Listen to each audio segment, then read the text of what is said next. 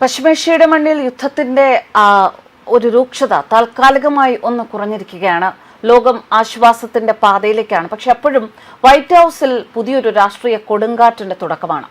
President Donald ട്രംപിന്റെ യുദ്ധതന്ത്രങ്ങളും നയതന്ത്രപരമായ നീക്കങ്ങളും അക്ഷരാർത്ഥത്തിൽ പറയുകയാണെങ്കിൽ അമേരിക്കൻ ആഭ്യന്തര രാഷ്ട്രീയത്തിൽ ഇപ്പോൾ വിചാരണ ചെയ്യപ്പെടുന്ന ഒരു സ്ഥിതിവിശേഷമാണ്. ഇറാന്റെ മണ്ണിൽ ഭരണമാറ്റം എന്ന വലിയൊരു ലക്ഷ്യത്തോടെ കൊട്ടിഘോഷിച്ചു തുടങ്ങിയ സൈനിക നീക്കങ്ങളാണ്. അത് ഹോർമൂസ് കടലിടുക്കിന്റെ ആധിപത്യത്തിനു വേണ്ടി വഴിമാറി. എങ്കിലും യുദ്ധം അവസാനിക്കുന്ന ദിവസമാകുമ്പോൾ അമേരിക്കയുടെ കയ്യിൽ ഇപ്പോൾ അവശേഷിക്കുന്നത് ശൂന്യത മാത്രമാണ് എന്ന ആക്ഷേപം ശക്തമാകുന്നു. അമേരിക്കയുടെ നേരെ അധികാരത്തിന്റെ ഹുങ്കിൽ ലോകക്രമത്തെ തന്നെ മാറ്റിമറിക്കുമെന്ന് പ്രഖ്യാപിച്ച ട്രംപിന്റെ ഓരോ നീക്കവും തിരിച്ചടിയായി മാറുന്നു. ശത്രുവിനെ തളയ്ക്കാനാണ് ഇറങ്ങിത്തിരിച്ചത്. പക്ഷേ നയതന്ത്ര പരാജയത്തിന്റെ കയ്പ് നീർ കുടിക്കേണ്ടി വന്ന ഒരു ഭരണാധികാരി. അങ്ങനെയാണ് ഇപ്പോൾ ട്രംപ് ലോകത്തിനു മുന്നിൽ അവതരിപ്പിക്കപ്പെടുന്നത്. അമേരിക്കൻ രാഷ്ട്രീയത്തിൽ ഇത് ചെറിയൊരു കാര്യമല്ല, അത് വലിയ രീതിയിൽ ചർച്ചയാവുകയാണ്. ലക്ഷ്യസ്ഥാനത്ത് എത്തിയില്ല അത്തരത്തിലുള്ള സൈനിക നീക്കങ്ങൾ. എന്നാൽ സാമ്പത്തിക ലാഭമോ രാഷ്ട്രീയ നേട്ടമോ ഇല്ലാത്ത വെടിനിർത്തലും ട്രംപിന്റെ വ്യക്തിപ്രഭാവത്തിന് ഏൽപ്പിച്ച മുറിവ് വലുതാണ്. വിറപ്പിക്കാൻ പോയിട്ട് വിട്ടുവീഴ്ചകൾക്ക് വഴങ്ങേണ്ടി വന്ന ഒരു സാഹചര്യമാണ് ഉണ്ടായത്. എന്നാലും ട്രംപിന്റെ രാഷ്ട്രീയ ഭാവി ഇനി എന്ത് എന്നത് ചോദ്യചിഹ്നമായി അവശേഷിക്കുന്നു. അമേരിക്കയ്ക്ക് ഉള്ളിൽ തന്നെ ഉയരുന്ന വിമർശനങ്ങളുടെ തീവ്രത ശ്രദ്ധേയമാണ്. പൊതുജനാഭിപ്രായ സർവേകൾ എടുക്കുമ്പോൾ ഈ യുദ്ധം സാമ്പത്തികമായും സൈനികമായും അമേരിക്കയ്ക്ക് വലിയൊരു തിരിച്ചടിയായി എന്ന വിലയിരുത്തലാണ് ശക്തമാകുന്നത്. എന്നാൽ ലോക പോലീസ് എന്ന് വാദിക്കുന്ന അമേരിക്ക ഇവിടെ കണ്ടുപഠിക്കേണ്ടത് ഇന്ത്യയുടെ നയതന്ത്ര വിജയം തന്നെയാണ്. നരേന്ദ്രമോദി ഓപ്പറേഷൻ സിന്ദൂർ എന്ന ഒരു നടപടി എടുത്ത് പാകിസ്ഥാനെതിരെ നടപടികൾ എടുക്കുന്ന സമയത്ത് അവിടെ നരേന്ദ്രമോദി വിജയം മാത്രമാണ് ലക്ഷ്യം വെച്ചത്.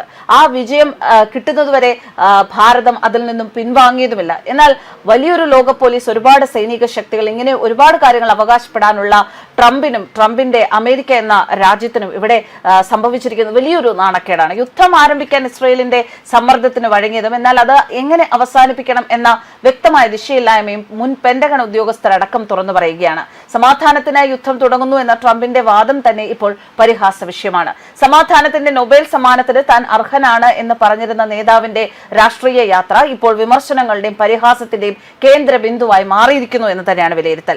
പാകിസ്ഥാൻ മധ്യസ്ഥതയിൽ നടന്ന ചർച്ചകളാണ് ഈ സംഘർഷത്തെ പുതിയ വഴിത്തിരിവിലേക്ക് നയിച്ചത്. ഇറാൻ മുന്നോട്ട് വെച്ച 10 നിർദ്ദേശങ്ങൾ ചർച്ചയുടെ അടിസ്ഥാനമായി അമേരിക്ക അംഗീകരിച്ചു എന്ന അവകാശവാദം ആഗോള രാഷ്ട്രീയത്തിൽ വലിയ ചർച്ചകളാണ് തുടക്കം കുറിച്ചിരിക്കുന്നത്. ഈ നിർദ്ദേശങ്ങൾ പ്രകാരം ഹോർമൂസ് കടലിടുക്കിലൂടെ നടക്കുന്ന കപ്പൽ ഗതാഗതം ഇനി ഇറാന്റെ നിയന്ത്രണത്തിലാകുമെന്നാണ് സൂചന. അതോടൊപ്പം ഇറാനെതിരായ എല്ലാ ഉപരോധങ്ങളും നീക്കം ചെയ്യുകയും യുറേനിയം സമ്പുഷ്ടീകരണ അവകാശം അംഗീകരിക്കുകയും ചെയ്യേണ്ട സാഹചര്യം അമേരിക്കയ്ക്ക് നേരിടേണ്ടി വരും. ഐക്യരാഷ്ട്രസഭയും അന്താരാഷ്ട്ര അണുഊർജ്ജ ഏജൻസിയും കടുത്ത നിലപാടുകൾ എടുത്തിരുന്നു. അതെല്ലാം പിൻവലിക്കേണ്ടി വരും എന്ന അവകാശവാദം ഈ ചർച്ചകളുടെ ഗൗരവം വ്യക്തമാക്കുകയാണ്. എന്തായാലും ഇറാൻ ഇവിടെ അതിജീവിച്ചിരിക്കുകയാണ്. പശ്ചിമേഷ്യയിൽ നിന്നുള്ള അമേരിക്കൻ സൈനിക സാന്നിധ്യം പിൻവലിക്കണമെന്ന നിർദ്ദേശവും ഉയർന്നിരിക്കുകയാണ്. 2 ആഴ്ചത്തെ വെടിനിർത്തലിന് ശേഷം ഈ നിബന്ധനകൾ അന്തിമമായി അംഗീകരിക്കപ്പെടുകയാണെങ്കിൽ ഈ യുദ്ധത്തിൽ ട്രംപ് എന്താണ് നേടിയതെന്ന ചോദ്യമാണ് കൂടുതൽ ശക്തമാകുന്നത്. രാജ്യാന്തര മാധ്യമങ്ങൾ ഇതിനകം തന്നെ ഇറാന്റെ സമ്പൂർണ്ണ വിജയം എന്ന വിലയിരുത്തലുകളാണ് മുന്നോട്ട് വയ്ക്കുന്നത്. അമേരിക്കയുടെ രാഷ്ട്രീയ പ്രതിഷ്ഠയ്ക്ക് വലിയ തിരിച്ചടിയാണിത്. യുദ്ധത്തിന്റെ സൈനിക പ്രത്യാഘാതങ്ങളും അതീവ ഗൗരവമേറിയതാണ്. ഔദ്യോഗിക കണക്കുകൾ പ്രകാരം 15 അമേരിക്കൻ സൈനികർ കൊല്ലപ്പെടുകയും 300-ലേറെ പേർക്ക് പരിക്കേൽക്കുകയും ചെയ്തിട്ടുണ്ട്. പശ്ചിമേഷ്യയിലെ 17 അമേരിക്കൻ സൈനിക താവളങ്ങൾക്ക് നാശനഷ്ടമുണ്ടായതായും റിപ്പോർട്ടുകൾ സൂചിപ്പിക്കുന്നു.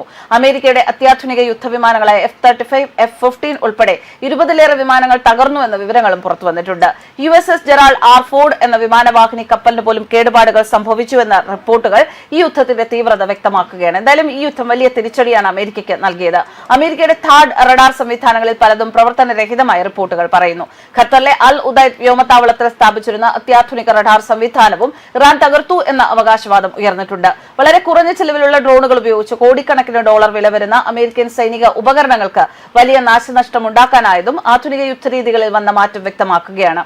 സാമ്പത്തികമായി ഈ യുദ്ധം അമേരിക്കയ്ക്ക് വലിയൊരു ബാധ്യതയായി മാറിയിരിക്കുകയാണ്. യുദ്ധത്തിന്റെ ആദ്യ ദിവസങ്ങളിൽ തന്നെ ബില്യണുകൾ ചിലവഴിച്ച അമേരിക്ക ദിവസേന ബോംബുകൾക്കും ആയുധങ്ങൾക്കും വേണ്ടി വൻ തുകയാണ് ചിലവഴിക്കേണ്ടി വന്നത്. എന്തായാലും ട്രംപിന്റെ ഒരു തോൽവി തന്നെയാണ്. എന്നാൽ ട്രംപ് തന്റെ തോൽവി സമ്മതിക്കുന്നില്ല എന്നതാണ് ട്രംപിന്റെ ഒരു പ്രത്യേകത. ഇപ്പോഴും ട്രംപ് നോബൽ സമ്മാനത്തിന് വേണ്ടി ശ്രമിച്ചുകൊണ്ട് തന്നെ ഇരിക്കുകയാണ്. എന്തായാലും ട്രംപിന് ഇപ്പോൾ മനസ്സിലായിട്ടുണ്ടായിരിക്കും നരേന്ദ്രമോദി എന്ന വ്യക്തി ഇന്ത്യ എന്ന മഹാരാജ്യം ഭരിക്കുമ്പോൾ ഇന്ത്യയെ അദ്ദേഹം ഏതെല്ലാം രീതിയിൽ നയതന്ത്രത്തിലൂടെ മുന്നോട്ട് കൊണ്ടുപോകുന്നു എന്നത് ഇപ്പോൾ അദ്ദേഹത്തിന് ഏറെക്കുറെ മനസ്സിലായിട്ടുണ്ടാവും. വെറും വാക്കുകളല്ല വേണ്ടത്, പ്രവർത്തികളാണ് എന്ന നരേന്ദ്രമോദിയുടെ വാക്കുകൾ ഇവിടെ വേണമെങ്കിൽ ട്രംപിന് ഒന്ന് കടമെടുക്കാം, അല്ലെങ്കിൽ മാതൃകയാക്കാം. News desk കർമാനസ്.